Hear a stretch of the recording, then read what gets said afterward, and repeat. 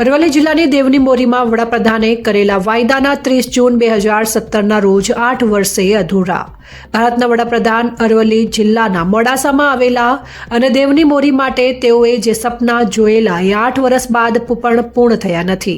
આ તમને વિડીયો જુઓ અને ખુદ વડાપ્રધાને જોયેલું અને બોલેલું સપનું અરવલ્લી જિલ્લાનું ક્યારે પૂરું થશે એ રાહ અરવલ્લી જિલ્લાની જનતાના હિતમાં અરવલ્લી કોંગ્રેસ પ્રમુખ અરુણભાઈ પટેલને શામળાજી અને દેવની મોરી ખાતે આંતરરાષ્ટ્રીય આધ્યાત્મિક અને વિરાસત પથ વિકસાવવા દેવની મોરીને બજેટમાં સમાવવા માટે મુખ્યમંત્રીને પત્ર લખી જાણકાર કરી છે.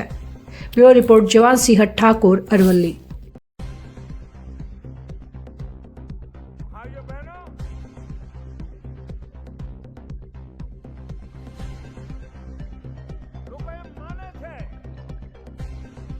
ભગવાન બુદ્ધનો પ્રભાવ માત્ર પૂર્વી ભારતમાં હતો અને એશિયાના કેટલાક દેશોમાં.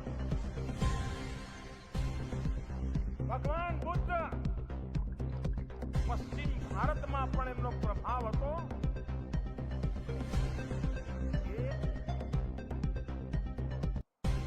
બહુ ઓછા લોકો એનું અધ્યયન કર્યું નથી, વિચાર કર્યો કશું નથી. જ્યારે આ મહારાજ સાવળિયાની બાજુમાં દેવની મોરી ત્યાં જ્યારે ખોદકામ કર્યું અને ભગવાન બુદ્ધના અવશેષો મળી આવ્યા ત્યારે આશ્ચર્ય થયું કે હિન્દુસ્તાનના પશ્ચિમ છોર પર પણ ભગવાન બુદ્ધ આમ પહોંચે. મારું સદભાગ્ય, જે ગામમાં મારો જન્મ થયો વડનગર, સંઘે લખ્યું છે કે વડનગરમાં 10,000 બુદ્ધ ભિક્ષુકોને ભણવા ગણવા માટેની હોસ્ટેલ હતી. અને હું જ્યારે ચીન ગયો ત્યારે ચીનના રાષ્ટ્રપતિ એમના ગામ મને લઈ ગયા. કારણ હ્યુએન જ્યારે ભારતથી પાછો ગયો તો ચીનના જે વર્તમાન રાષ્ટ્રપતિ છે એમના ગામમાં રહ્યો. અને સંજોગ એવો વધુમાં વધુ સમય મારા ગામમાં રહ્યા હતા, વડનગરમાં, અને ગયા પછી એમના ગામમાં રહ્યા. તો એમણે મને એમના ગામ બોલાવ્યો અને હ્યુએન સંઘે જે બુદ્ધ સિંહનું ક્ષેત્ર ઊભું કર્યું મને જોવા લઈ ગયા. અને હ્યુએન સિંઘે જે લખેલું હતું ચીની ભાષામાં એ બધું ખોલીને રાખ્યું હતું, મને બતાવ્યું. અને એમાં ગુજરાતમાં હ્યુએન સંઘ ક્યાં ક્યાં ગયા હતા, વડનગરમાં શું લખ્યું હતું, એ ચીનના રાષ્ટ્રપતિએ મને બધું બતાવ્યું. કહેવાનો તાત્પર્ય એ છે કે બુદ્ધની આવી ઉપસ્થિતિ ગુજરાતમાં અને અરવલ્લીમાં દેવની મોરી. ભાઈઓ બહેનો, જ્યારે હું મુખ્યમંત્રી ત્યારથી મારું એક સપનું છે કે આ દેવની મોરીની જગ્યા પર ભગવાન બુદ્ધનું એક ભવ્ય સ્મારક બનાવવું.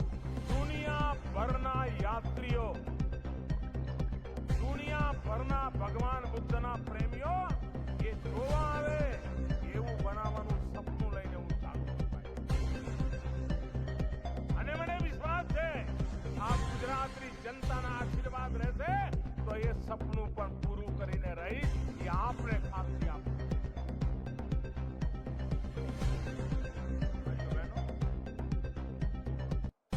જ્યારે મોડાસાના બસ સ્પોટનું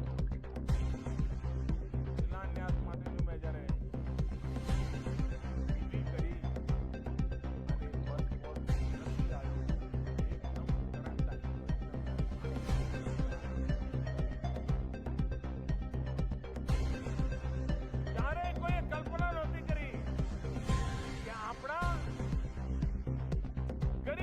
ગરીબ માણસ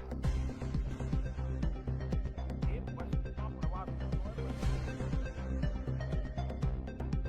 અમીર લોકો વિમાનમાં ઉડે, એ એરપોર્ટ તો ભવ્ય હોય, દિવસમાં 2 વિમાન આવતા હોય, પણ તમે એરપોર્ટ જુઓ તો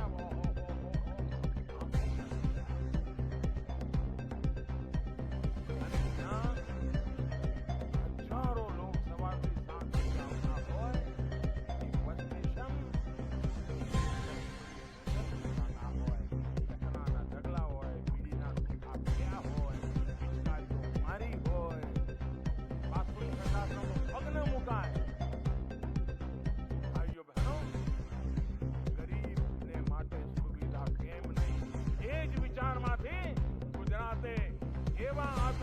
સ્ટેશન બનાવવાની શરૂઆત કરી.